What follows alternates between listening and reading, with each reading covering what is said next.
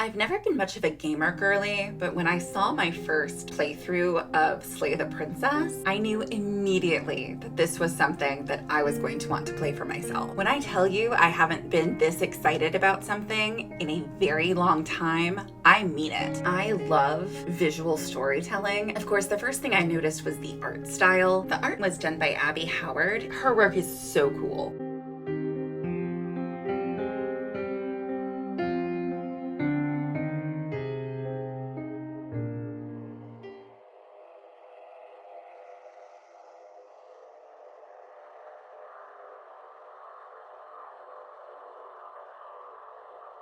For each playthrough, you need to unlock 5 different princesses. The first one I managed to find was the Apotheosis. Apparently, it's the highest point in the development of something. Basically, she's a god. She also has biblically accurate multi-eyeball clothing, and the way scale and proportion work, she's massive. So basically your choices boil down to pledging yourself to this wild, crazy god that you have somehow unleashed, or slaying the princess. This one was turning out well at first, and then I definitely overshaded it, and I wish I could show you how I ended up salvaging this drawing, but unfortunately my camera ran out of space and I didn't realize it until I was already finished. I used my trusty kneaded eraser, I picked up some of that extra graphite, and then I went back in with that purple Col-Erase color pencil to differentiate some of the areas of shading. And I think she turned out really pretty. I smudged some of the pencil around her eyes to make them look like they were glowing, and overall she turned out really, really cool.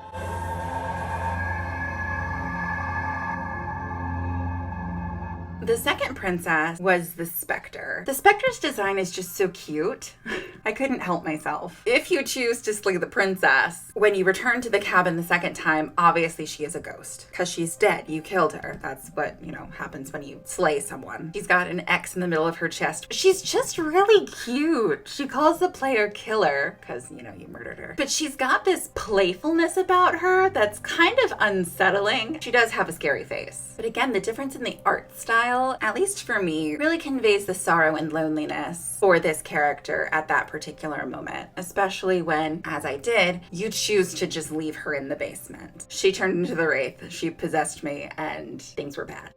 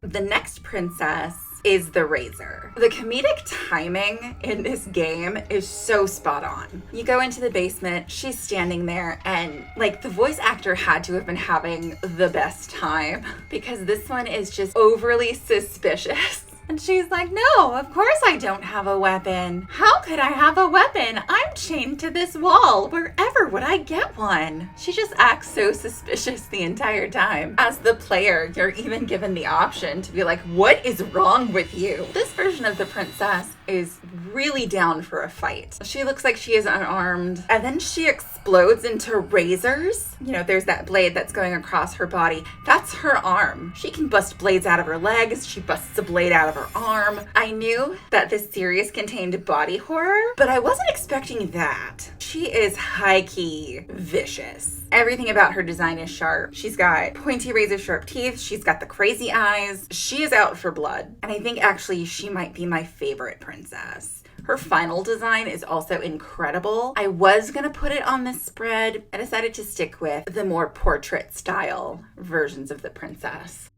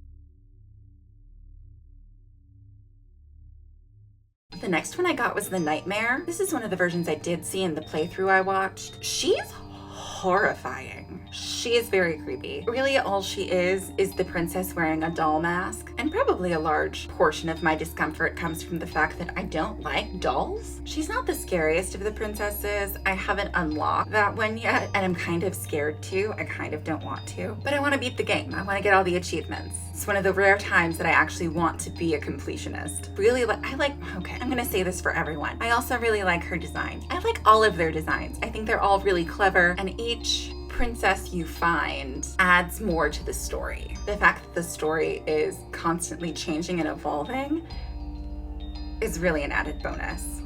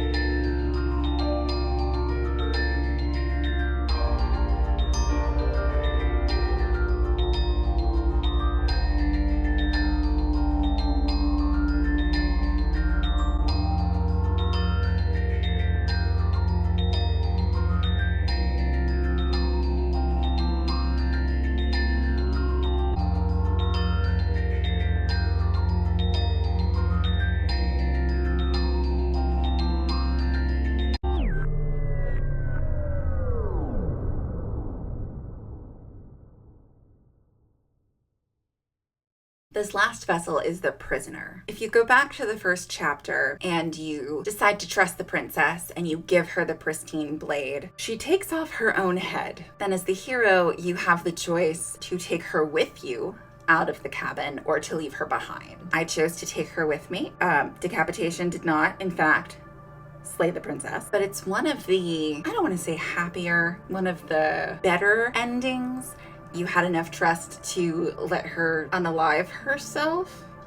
It's one of the better endings in that you allowed yourself to trust her and she trusted you to understand the plan and follow through. Because the whole thing is that she's not supposed to leave the cabin. If she leaves the cabin, it's the end of the world. How? I don't know. It just is, okay? I'm really enjoying discovering all the ways this story plays out, and it's given me a lot of really strong ideas for some of the other projects I'm working on. And overall, it's really fun. Even though my sad 10-year-old laptop can barely keep up with the animation, and it sounds like it's going to explode every time I play for longer than 2 minutes.